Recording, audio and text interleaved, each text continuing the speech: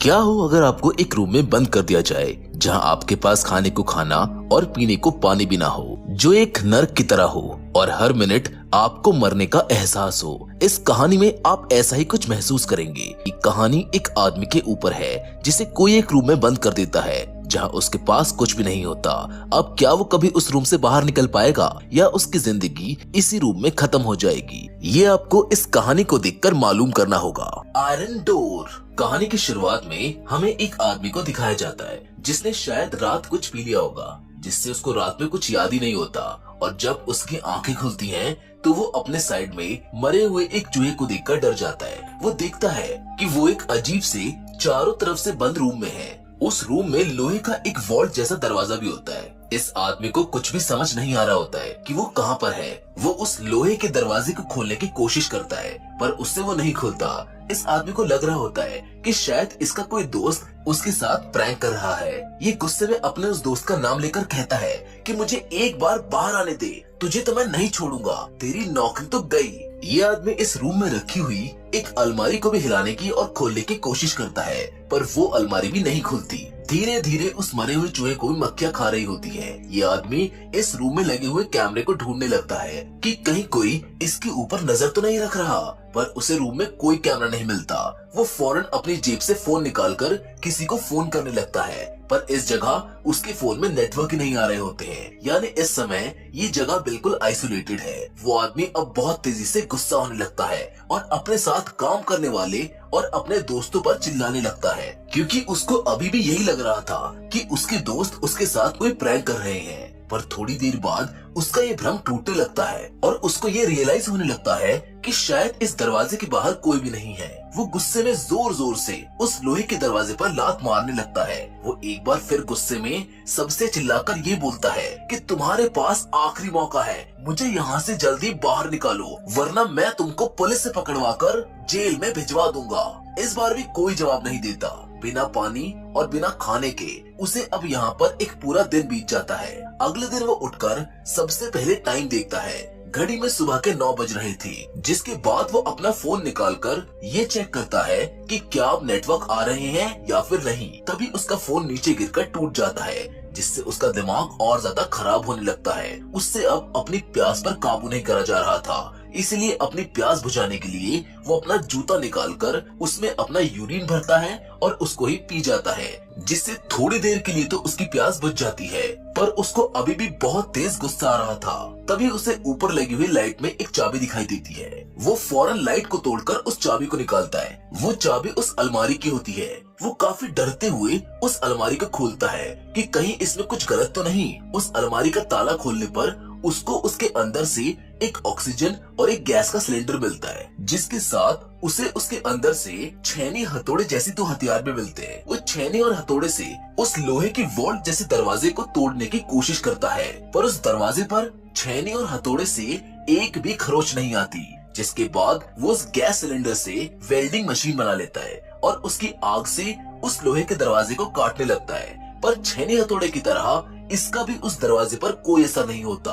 जिसके बाद उसे ऊपर की तरफ एक फायर अलार्म लगा हुआ दिखाई देता है, जिसे देखकर उसके दिमाग में एक आइडिया आता है कि क्यों ना आग से इसको एक्टिवेट किया जाए ताकि इसमें से पानी बाहर निकलने लगे। पर आग से वो फायर अलार्म ऑन ही नहीं होता क्योंकि वो नकली है, जिसकी वजह से फ्रस्ट्रेशन में आकर वो आदमी उस अलमारी को ही तोड़ने लगता है। वो उस पर लात और हथौड़ा मारने लगता है पर कुछ देर बाद वो फिर से शांत होकर जमीन पर बैठ जाता है और अपने दिमाग को ठंडा करने लगता है। तभी उसको सामने की दीवार पर एक छेद दिखाई देता है, जिसे देखकर वो समझ जाता है कि इस दीवार को तोड़ा जा सकता है। वो फौरन छेनी हथौड़ा लेकर उस छेद को और बड़ा करने लग जाता है पर थोड़ा काम करते ही उसकी सांस फूलने लगती है क्योंकि अब इस रूम की ऑक्सीजन धीरे धीरे खत्म हो रही थी। वो ऑक्सीजन सिलेंडर से अपने आप को ऑक्सीजन देने लगता है पर एक साथ बहुत सारी ऑक्सीजन लेने की वजह से वो बेहोश हो जाता है। थोड़ी देर बाद जब उसे होश आता है तो उसको बहुत ज्यादा भूख लगी होती है और अब वो बिना कुछ खाए उस दीवार के छेद को भी नहीं तोड़ सकता। उसकी नजर उस मरे हुए चूहे पर चल रहे कीड़ों पर जाती है। उसे अपने आप को जिंदा रखने और अपनी भूख मिटाने के लिए उन कीड़ों को खाना पड़ता है। कीड़ों को खाने के बाद वो फिर से उस दीवार के छेद को चौड़ा करने में लग जाता है। काफी देर तक उस दीवार पर छेनी और हथौड़े से मेहनत करने के बाद अब इस आदमी को इस दीवार के अंदर के सरिये देखने लगते हैं। वो फौरन अपने वेल्डिंग मशीन का इस्तेमाल करके उन सरियों को काट देता है और फिर से इस छेद को बड़ा करने लग जाता है। काफी देर और काम करने पर आखिरकार वो छेद अब इतना बड़ा हो जाता है कि उसमें से कोई निकल सके। ये आदमी काफी खुशी के साथ छेद से निकलकर दीवार के दूसरी तरफ चला जाता है, पर वहाँ जाकर उसके होश उड़ जाते हैं। उसका यहाँ से बाहर निकलने का सपना टूट जाता है, क्योंकि दीवार के उस तरफ भी वैसा ही कमरा, वैसा ही लोहे से बना दरवाजा होता है। अब इस चीज को देखकर उस आदमी के होश उड़ जाते हैं, क्योंकि उसको तो ये लग रहा था कि वो अब बस आजाद होने वाला है। उसे ऐसा लग रहा था कि दीवार के दूसरी तरफ आजादी उसका इंतजार कर रही है। अब उसको फिर से बहुत तेज गुस्सा आने लगता है। वो उस रूम के दरवाजे के पास जाकर जोर जोर से चिल्लाने लगता है। वो गुस्से में दरवाजे को भी पीटता है, पर उसका कोई फायदा नहीं होता। गुस्सा शांत होने के बाद उसे इस रूम में एक लाल कलर का कॉफिन रखा हुआ दिखाई देता है, और जैसे ये उस कॉफिन को खोलता है, उसमें एक सुंदर सी लड़की सो रही होती है, जिसको देखकर ये शॉक रह जाता है। इस आदमी को ये लग रहा था कि शायद ये मरी हुई है, पर बाद में वो समझ जाता है कि ये तो सिर्फ सो रही है या फिर बेहोश है। वो उसको जगाने की कोशिश करता है। वो लड़की जागते ही इस आदमी को देखकर काफी डर जाती है और जोर जोर से चिल्लाने लगती है। ये दोनों एक दूसरे की बात समझ नहीं पा रहे थे, क्योंकि उस लड़की की लैंग्वेज अलग है और इस आदमी की लैंग्वेज अलग। लड़की इस आदमी से डरकर इसी के पुराने वाले रूम में चली जाती है, जिसको देखकर ये आदमी समझ जाता है कि ये लड़की इस समय मुझसे डर रही है। इसीलिए वो उससे बात करने नहीं जाता, बल्कि वो तो उसके लाल कॉफिन में सो जाता है। उधर लड़की इस आदमी के रूम की हालत को देखकर समझ जाती है कि शायद ये आदमी यहाँ से निकलने की कोशिश कर रहा है। थोड़ी देर बाद वो लड़की खुद आदमी के पास आती है। वो उसको जगा देती है ताकि वो जागकर यहाँ से बाहर निकलने के लिए कुछ करे। जैसे उसने अपने रूम की दीवार में एक छेद किया, वैसा ही एक छेद अब उसे इस रूम की दीवार में भी करना चाहिए। पर अब ये सब उस आदमी के बस की बात नहीं है, क्योंकि वो 3 दिन से भूखा और प्यासा है। उसके शरीर में अब बिल्कुल भी एनर्जी नहीं रही है। ये चीज वो लड़की भी समझ जाती है। इसीलिए वो खुद ही छेनी और हथौड़ा लेकर दूसरे रूम की दीवार में छेद करने लगती है। पर इस लड़की के लिए ये सब इतना आसान नहीं होने वाला है। वो कई बार तो उस हथौड़े को अपने हाथ पर भी मार लेती है। तभी उसे टॉयलेट आने लगता है और वो उस आदमी के रूम में चली जाती है, पर आदमी उसको रोक लेता है। वो कहता है कि तुम्हारा यूरिन मेरी प्यास बुझा सकता है, जिससे मैं जिंदा रहूंगा। ये मेरे लिए बहुत ज्यादा जरूरी है। वो आदमी लड़की को अपना जूता देता है और उससे उसमें अपना यूरिन भरने को कहता है। लड़की हिचकिचाने लगती है, पर वो आदमी की बात को समझ जाती है, इसीलिए वो ऐसा ही करती है। वो आदमी इस लड़की के यूरिन को पीकर अपनी प्यास बुझाता है, जबकि वो थोड़ा सा यूरिन उस लड़की को भी देता है। आदमी उसे मरे हुए चूहे के अंदर के कीड़े खाने को देता है, पर वो उनको खाने से मना कर देती है। जिसके बाद वो आदमी दीवार तोड़ने के अपने काम पर फिर से लग जाता है। पर आदमी के अंदर अब पहले जैसी ताकत नहीं थी, इसीलिए वो काफी देर में भी दीवार के अंदर बहुत छोटा सा छेद बना पाया था, जिसको देखकर लड़की बहुत ज्यादा निराश होने लगती है। वो रोने लगती है। उसको तो यही लग रहा था कि शायद गॉड ने उसे उसके किसी बुरे कर्म की सजा दी है। वो आदमी लड़की को एक गाना गाकर चुप करा देता है, जिसे सुनकर वो लड़की भी हंसने लगती है।